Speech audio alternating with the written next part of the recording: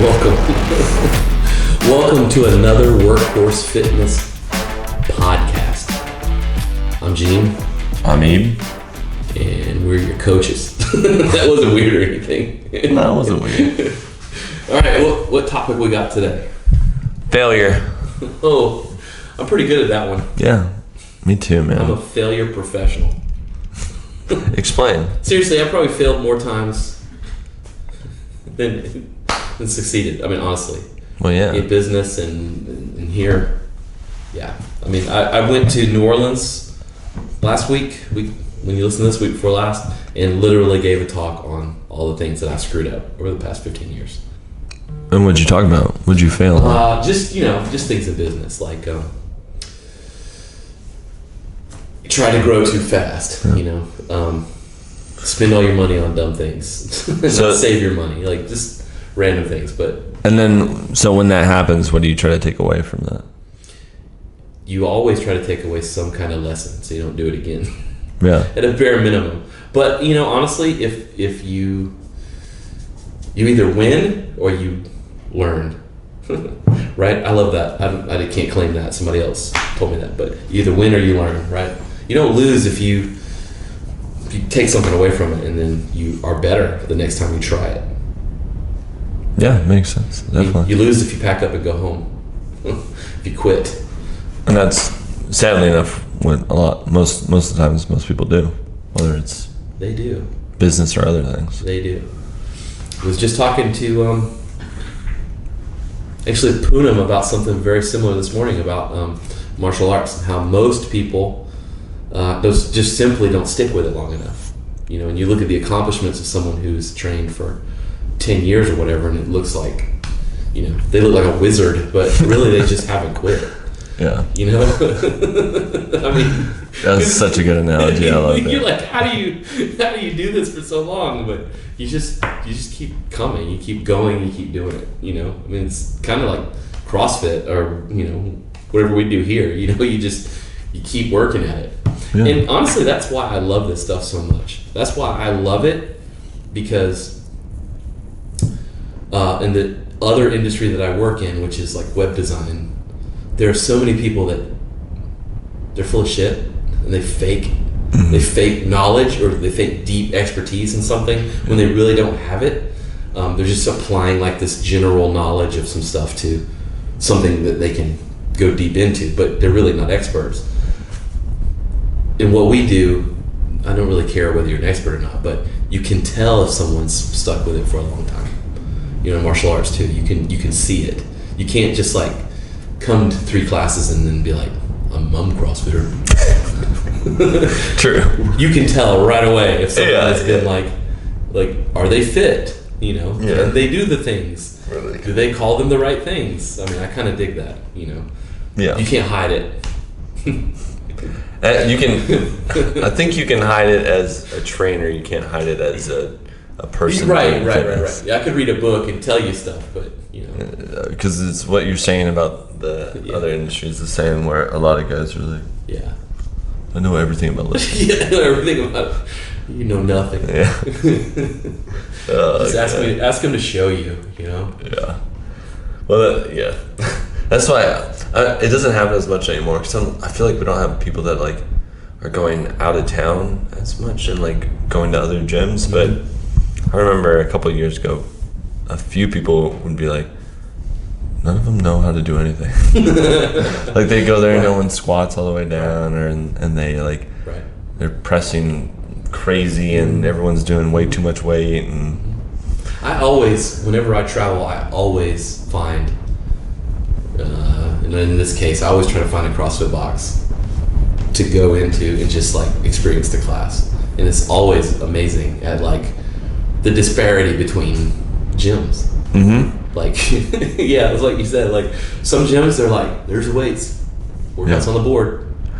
And like to try to bring it back to what we were talking about. I think how we started with. I know, but I think like when you I think there are people that don't accept like failure, or like they are like they can't accept that they aren't the best, things like that, right? And again, instead of like failing or not knowing something, like if someone asks me, this is my response every time if I don't know is I don't know, but I'll go find out for you, because I know a lot of people that are experts in other areas that I might not be. Someone that wants to ask me about swimming, I have no effing clue. Yeah. I don't know. But Dan is one of the best swimming coaches. Yeah. Yeah, I can swim in the country. Yeah, I can barely swim. So, really? But yeah, I'm terrible at it. I didn't know that. Dan did teach me a couple lessons one summer. Oh wow. But I never learned how to really swim. Oh, I got you. I'm sure you're better than me. We'll see. But I mean, I got to do a swimming workout sometime this year. But yeah. So yeah, I mean, that even goes back to failure, like failing in your own like career and stuff. Is like if you don't know something or you try something and it doesn't work, like you either have to, you need to learn from it, because if you're stubborn and you're like, well, one, you messed up and you're like, no, it's not my fault, or no, it's this, it's you, it's that. Right. You're gonna look like, again, these gyms that we walk into where everyone looks like crap and run the risk of getting hurt, things like that, and people that actually have knowledge, like a lot of our members do, and they can see it, will honestly look down upon it, and other people will look down upon you if you're not going to learn from your mistakes or admit that you've made mistakes. That's right. So I think that's really important to like start focusing on in life, is like, if something does go wrong, to not try to blame anyone else other than yourself. You gotta own it. Because like it sucks, like sometimes it feels like someone else is trying to screw you, but a lot of times we put ourselves in that situation, so we have to learn, like, okay, well, what am I going to learn from this? Yeah. Right. There's, we have a situation going on with, paying people back and things like that. I'm not afraid to talk about it right now, but it's like, looking back, I know that I will never put myself in that situation again. And, it sucks, but, it's a situation that I just, it's my fault for putting myself in it. And that's how you learn. Yeah. Now you'll never do that. You'll fight to the death to not do that again. It doesn't matter how frustrating it is to be with the other person. I put myself in that situation. So you gotta really start thinking about life that way, because I feel like when you do, then you start holding yourself to a higher standard when you're making decisions and you're doing things too, and what you say and how you act. It's like, since we're talking about that sort of stuff, like when we coach, if I'm coaching, and if I ever give anybody the wrong signal, just correct me, but like when we're coaching, and if I explain some things, 5 a.m. you're the exception because you guys are crazy, but like if you explain some things, and even that though, and then nobody understands what you're talking about, I can't be like, you're all stupid, you don't understand. Yeah. It's my job to make sure you understand. And if you're not understanding, I have to look at what I'm doing to make sure it's right. I can't just blame you for misunderstanding or not knowing or whatever. It's not why we're here. Yeah. Right? If I let my ego get in the way, then I really do fail. Yeah. It's when we I think that's what you're talking about. Yeah, exactly. It's when ego. we blame everyone else in the world for not understanding what we're saying. When it could be, well, we're not communicating it very well. Right. It's just literally why I'm here. And you can there's no other reason for me not to be up there. And it's not just this. What I mean is like applying it to any situation, right? Because like there's so many times where like I hear like, I don't like my job, things like that. Well, you can change that, right? Like if there's things that you're unhappy about, or if there's things that people are blaming you for, you can again learn from the experience. Learn from, did you put yourself in that situation? Did you actually do it wrong? Yeah, and I've heard that one before.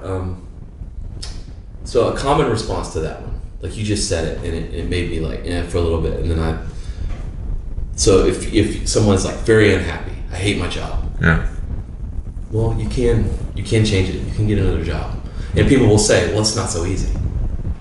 Well, yeah. Yeah, I get it, but if you're not going to do anything at all and continue to suffer and do nothing about it, then what is that? It's not if not your ego. It's not it's not your job's fault. Right. At that point, you're not even going to try Yeah. Right.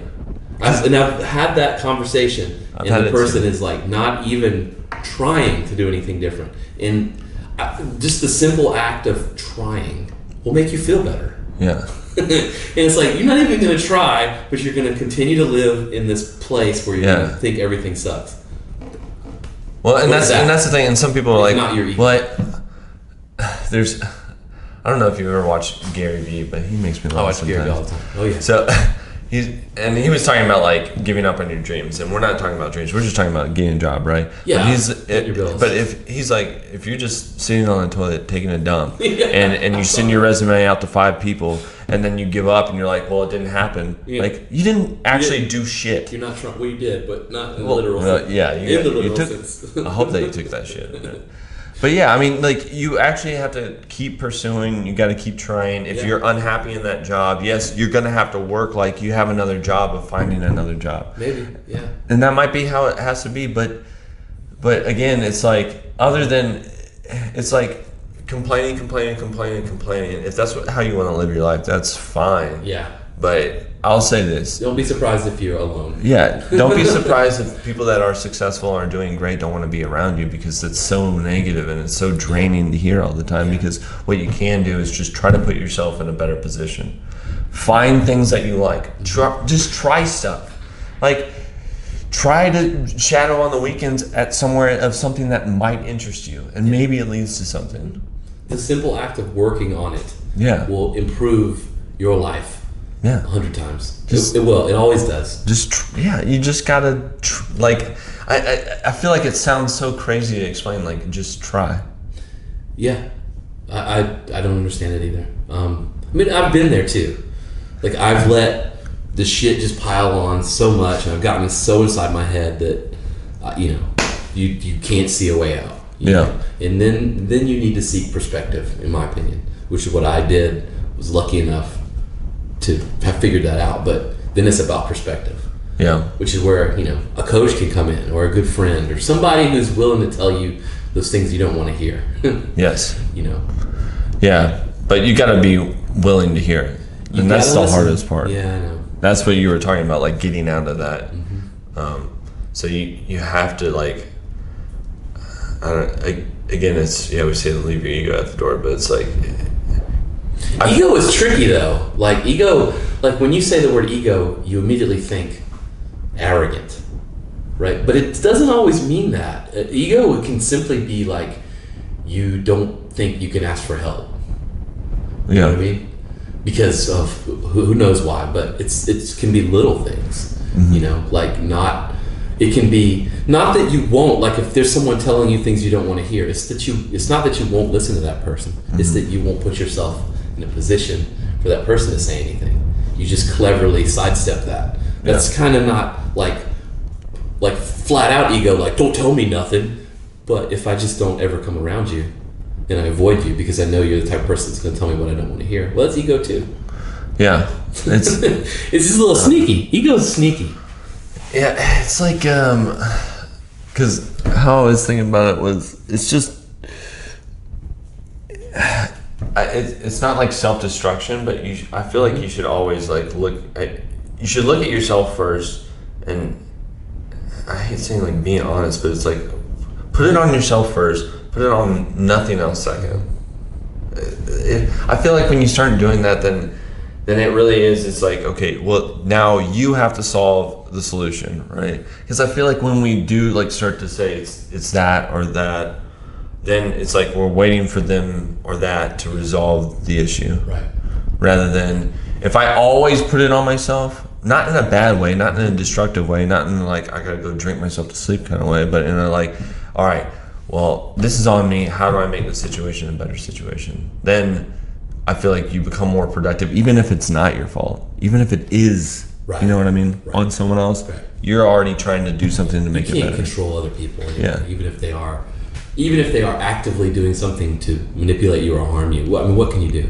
Beat them up, I guess, but I mean, let's not do that. Cool. The other thing is, and I know a lot of people have been saying it now, but I heard it like a couple of years ago, and it really helps me. But it helps me honestly relax, and I get frustrated as much too. It's just that you can't like change what you can't control. Yeah, that's true.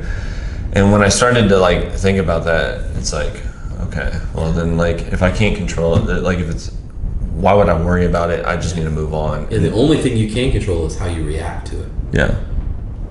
I mean, that's it. Yeah. That is it. And your reaction still won't do anything about what it most likely would have. Yeah, and I struggle with that one a lot because like my son, he's it's been difficult. It's like he's not difficult. It's that I've always been very ill-equipped as a parent to really like do the right things. You know what I mean? And so it's a challenge, and it's usually on me because I want to make him different. Mm-hmm. But he's who he is. You know what I mean? Like you can't change. Like you're who you are. I can't make you different. All I can do is learn to either accept those things that are who you are, or I can change myself. You know what I mean? It's not fair to try to change the nature of somebody else. You just can't do it. Yeah. Because it's not going to happen. You're going to upset yourself because they're not going to change. Yeah. You know what I mean? But if someone comes to you saying, I want to be more like this, that's different. Then you can help guide them, but you're still not changing them. Yeah. But yeah, that's tough, especially, I mean, I've learned that in being married. Mm-hmm. It's tough to, that's when people always say it's tough to live with someone else. Yeah. Right? It's because they ain't you. Yeah, exactly. They ain't you. And that's what and that's, I think the better explanation is it's not like we're always trying to, we want them to go in line with us, but that's not fair. Mm-hmm. You have to be accepting of who they are and what they are and what they're thinking. And you know what, why don't, I know we're going on this, like, I don't know what this means. We're going all over the place today, but that leads me to, like, can we talk about that thing that you told me that blew my mind? That's weird that you brought that up. Well, because it just kind of flew into this. So I'll make sure there's a link. I was at this conference and I walked in a group of people talking about this. Apparently, and there's a link. Apparently, people have an inner monologue. Yes. Or they don't. So you either have like an inner monologue, a voice in your head that guides your thinking. Mm-hmm. So it's not necessarily like you talk to yourself, but it's kind of like that. It's kind of like that. Kind of like that. Or you don't. And apparently you're in the minority if you don't, but more people do have that inner monologue. Yes. I don't have the inner monologue, but pretty much everyone I've talked to does. I do. He does. Like Heather, but Heather does not. Heather does not. We tested that. But like the group I was in, no one else. Oh, there's one other person, but no one else really like had that. And it was just like, they're like, how do you think? Do you think? They're like, of course we think. Like we each, but yeah, it blows your mind, doesn't it? Yeah, and the reason I wanted him to bring it up is like talking about like wanting to change someone or things like that.